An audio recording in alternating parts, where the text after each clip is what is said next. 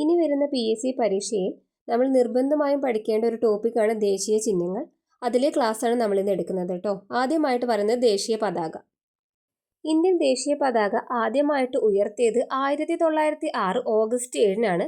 കൊൽക്കത്തയിലാണ് ഉയർത്തിയത്, ഗ്രീൻ പാർക്കിലാണ് ഉയർത്തിയത്. അതിനുശേഷം 1907 ഓഗസ്റ്റ് 22-ന് ജർമ്മനിയിലെ സ്റ്റെറ്റ്ഗട്ടിൽ മാഡം ബിക്കാജി കാമയാണ് ഇന്ത്യൻ പതാക ആദ്യമായിട്ട് വിദേശ മണ്ണിൽ ഉയർത്തിയത്. ഇന്ത്യൻ പതാക ആദ്യമായിട്ട് വിദേശ മണ്ണിൽ ഉയർത്തിയത് മാഡം ബിക്കാജി കാമ ജർമ്മനിയിലാണ് ഉയർത്തിയത് 1907 ഓഗസ്റ്റ് 22-നാണ്. ഇന്ത്യൻ പതാക ആദ്യമായിട്ട് ഉയർത്തിയത് 1906 ഓഗസ്റ്റ് 7-ന് കൊൽക്കത്തയിലാണ്. ഇന്ത്യൻ നാഷണൽ കോൺഗ്രസിന്റെ 1931-ലെ കറാച്ചി സമ്മേളനത്തിലാണ് ത്രിവർണ പതാകയെ രാജ്യത്തിന്റെ ദേശീയ പതാകയായിട്ട് അംഗീകരിച്ചത്.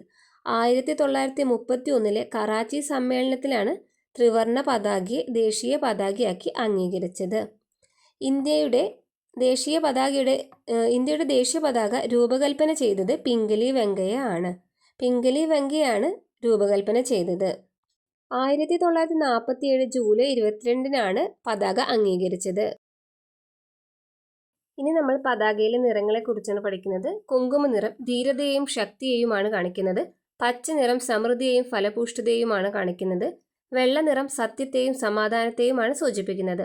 കുങ്കുമ നിറം ധീരതയെയും ശക്തിയെയും, പച്ച നിറം സമൃദ്ധിയെയും ഫലപുഷ്ടതയെയും, വെള്ള നിറം സത്യത്തെയും സമാധാനത്തെയും. പതാകയുടെ മധ്യത്തിലുള്ള അശോക ചക്രം സ്വീകരിച്ചിരിക്കുന്നത് സാരാനാഥിലെ അശോക സ്തംഭത്തിൽ നിന്നുമാണ്. ദേശീയ പതാകയുടെ നീളവും വീതിയും തമ്മിലുള്ള അനുപാതം 3:2 ദേശീയ പതാകയുടെ നീളവും വീതിയും തമ്മിലുള്ള അനുപാതം 3:2 ഇന്ത്യയുടെ പുതിയ പതാക നിയമം നിലവിൽ വന്നത് 2002 ജനുവരി 26-നാണ്. പുതിയ പതാക നിയമപ്രകാരം 9 വ്യത്യസ്ത അളവുകളിൽ ദേശീയ പതാക നിർമ്മിക്കാം. ഈ ചോദ്യം ചോദിക്കാൻ സാധ്യതയുണ്ട്. പുതിയ പതാക നിയമം നിലവിൽ വന്നത് 2002-ലാണ്, ജനുവരി 26-ന്. പുതിയ പതാക നിയമപ്രകാരം 9 വ്യത്യസ്ത അളവുകളിൽ ഇന്ത്യൻ പതാക നിർമ്മിക്കാം. ഇന്ത്യയിൽ ദേശീയ പതാക നിർമ്മിക്കാൻ ഔദ്യോഗിക അംഗീകാരമുള്ള ഏക സ്ഥാപനം കർണാടകയിലെ ഹുബ്ലിയിൽ സ്ഥിതി ചെയ്യുന്ന ഖാദി ഗ്രാമോദ്യോഗ സംയുക്ത സംഘമാണ്. കർണാടകയിലെ ഹുബ്ലിയിൽ സ്ഥിതി ചെയ്യുന്ന ഖാദി ഗ്രാമോദ്യോഗ സംയുക്ത സംഘം. ഇനി നമ്മൾ പഠിക്കുന്നത് ദേശീയ ഗാനത്തെക്കുറിച്ചാണ്. നമ്മുടെ ദേശീയ ഗാനം ജനഗണമന. രവീന്ദ്രനാഥ ടാഗോറാണ് രചിച്ചത്. 1912 ജനുവരിയിൽ തത്വബോധിനി പത്രികയിലാണ് ആദ്യമായിട്ട് പ്രസിദ്ധീകരിച്ചത്. ഭാരതവിധാത എന്ന പേരിലാണ് ജനഗണമന ആദ്യമായിട്ട് പ്രസിദ്ധീകരിച്ചത്. ജനഗണമന ആദ്യമായിട്ട് പൊതുവേദിയിൽ ആലപിക്കപ്പെട്ടത് 1911 ഡിസംബർ 27-നാണ്. കൊൽക്കത്തയിലെ കോൺഗ്രസ് സമ്മേളനത്തിലാണ് ആദ്യമായിട്ട് സരളാദേവി ചൗധരി ആലപിച്ചത്. ആദ്യമായിട്ട് ആലപിച്ചത് സരളാദേവി ചൗധരിയാണ്. 1911 ഡിസംബർ 27-ന് കൊൽക്കത്തയിലെ കോൺഗ്രസ് സമ്മേളനത്തിലാണ് ആലപിച്ചത്. മഹാത്മാഗാന്ധി ജനഗണമനയെ വിശേഷിപ്പിച്ചത് ഭക്തിമന്ത്രം എന്നാണ്. നമ്മുടെ ദേശീയ ഗാനത്തെ ഭക്തിമന്ത്രം എന്ന് വിശേഷിപ്പിച്ചത് മഹാത്മാഗാന്ധിയാണ്. The morning song of India എന്ന പേരിലാണ് രവീന്ദ്രനാഥ ടാഗോർ ഇംഗ്ലീഷ് പരിഭാഷ തയ്യാറാക്കിയത്. ജനഗണമനയുടെ ഇംഗ്ലീഷ് പരിഭാഷ the morning song of India. ബംഗ്ലാദേശിന്റെ ദേശീയ ഗാനമായ അമർ സോനാർ ബംഗ്ല രചിച്ചതും ടാഗോറാണ്. ബംഗ്ലാദേശിന്റെ ദേശീയ ഗാനമായ അമർ സോനാർ ബംഗ്ല രചിച്ചതും ടാഗോറാണ്. ജനഗണമനയെ ദേശീയ ഗാനമായിട്ട് ഭരണഘടനാ നിർമ്മാണ സഭ അംഗീകരിച്ചത് 1950 ജനുവരി 24-നാണ്. 1950 ജനുവരി 24-നാണ് ഭരണഘടനാ നിർമ്മാണ സഭ ജനഗണമനയെ ദേശീയ ഗാനമായിട്ട് അംഗീകരിച്ചത്. ഇനി നമ്മൾ പഠിക്കുന്നത് ദേശീയ ഗീതത്തെക്കുറിച്ചാണ്. വന്ദേ മാതരം ബങ്കിം ചന്ദ്ര ചാറ്റർജിയാണ് രചിച്ചിട്ടുള്ളത്. 1875 നവംബർ 7-ന് ബംഗാദർശൻ എന്ന സാഹിത്യ മാസികയിലാണ് ആദ്യമായിട്ട് പ്രസിദ്ധീകരിച്ചത്. ബംഗാദർശൻ എന്ന സാഹിത്യ മാസികയിലാണ് വന്ദേ മാതരം ആദ്യമായിട്ട് പ്രസിദ്ധീകരിച്ചത്. പിന്നീട് 1882 പുറത്തിറങ്ങിയ അദ്ദേഹത്തിന്റെ അനശ്വര നോവലില് ആനന്ദമഠത്തിൽ ഉൾപ്പെടുത്തുകയാണ് ചെയ്തത്. വന്ദേ മാതരം ആദ്യമായിട്ട് പൊതുവേദിയിൽ ആലപിച്ചത് രവീന്ദ്രനാഥ ടാഗോറാണ്.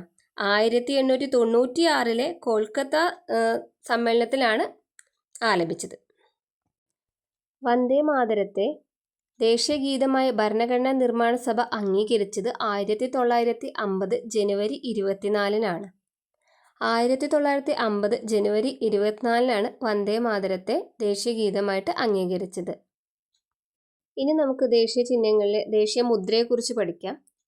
ദേശീയ മുദ്ര ഔദ്യോഗികമായിട്ട് അംഗീകരിക്കപ്പെട്ടത് 1950 ജനുവരി 26-നാണ്. ദേശീയ മുദ്ര അംഗീകരിക്കപ്പെട്ടത് 1950 ജനുവരി 26-നാണ്.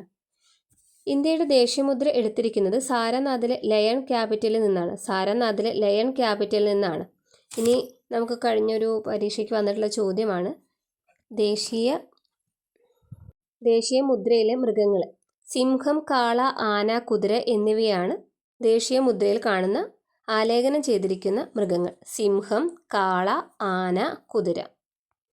ദേശീയ മുദ്രയുടെ ചുവട്ടിലായി എഴുതിയിരിക്കുന്ന സത്യമേവ ജയതേ എന്ന വാക്യം എടുത്തിട്ടുള്ളത് മുണ്ടകോപനിഷത്തിൽ നിന്നാണ്. സത്യമേവ ജയതേ എടുത്തിട്ടുള്ളത് മുണ്ടകോപനിഷത്തിൽ നിന്നാണ്. ഇന്ത്യയുടെ ദേശീയ മൃഗം കടുവയാണ്. പന്തീറ ടൈഗ്രിസ്. കടുവയെ ഇന്ത്യയുടെ ദേശീയ മൃഗമായി ഔദ്യോഗികമായി അംഗീകരിച്ചത് 1972 നവംബറിലാണ്. 1972 നവംബറിലാണ് കടുവയെ ഇന്ത്യയുടെ ദേശീയ മൃഗമാക്കിയത്. അതിൻ്റെ മുന്നേ ദേശീയ മൃഗമായിട്ടുണ്ടായിരുന്നത് സിംഹമായിരുന്നു. ഇന്ത്യയുടെ ദേശീയ പക്ഷി മയിലാണ്. പാവോ ക്രിസ്റ്റാസ്റ്റസ്.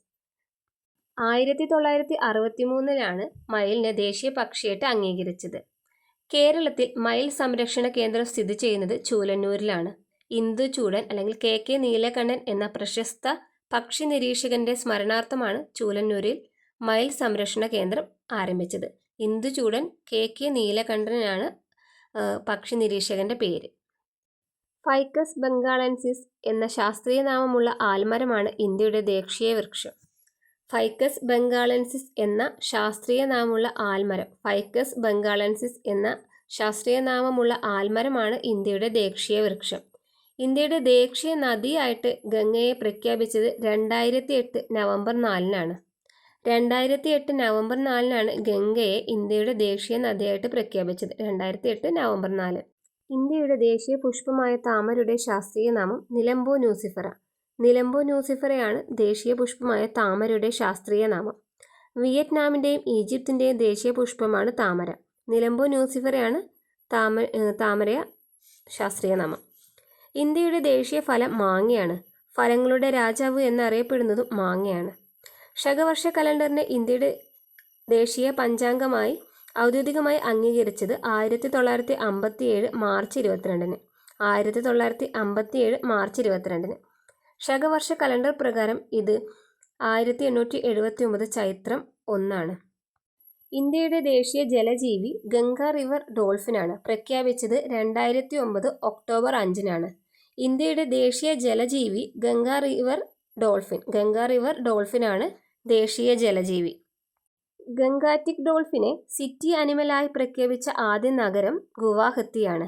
ഗംഗാറ്റിക് ഡോൾഫിനെ സിറ്റി അനിമലായി പ്രഖ്യാപിച്ച ആദ്യ നഗരം ഗുവാഹത്തി ആണ്. ഇന്ത്യയുടെ ദേശീയ പൈതൃക ജീവിയായി ആനയെ പ്രഖ്യാപിച്ചത് 2010-ലാണ്. ഇന്ത്യയുടെ ദേശീയ പൈതൃക ജീവി ആനയെ പ്രഖ്യാപിച്ചത് 2010-ലാണ്. അപ്പോൾ ക്ലാസ്സുകൾ എല്ലാവർക്കും ഇഷ്ടപ്പെട്ടു എന്ന് വിചാരിക്കുന്നു. ക്ലാസ്സുകൾ ഇഷ്ടപ്പെട്ടിട്ടുണ്ടെങ്കിൽ നിങ്ങൾക്ക് എന്തെങ്കിലും ഡൗട്ടോ കാര്യങ്ങളോ ഉണ്ടെങ്കിൽ കമൻറ്റ് സെക്ഷനിൽ നിങ്ങൾക്ക് ചോദിക്കാവുന്നതാണ്. ചാനൽ ഇഷ്ടപ്പെട്ടിട്ടുണ്ടെങ്കിൽ ഒന്ന് സബ്സ്ക്രൈബ് ചെയ്തിട്ട് കൂടെ കൂട്ടണേ. നെക്സ്റ്റ് ഏത് ക്ലാസ് വേണമെന്ന് പറഞ്ഞാൽ നമുക്കതിനനുസരിച്ച് റിവിഷൻ ചെയ്യാം കേട്ടോ.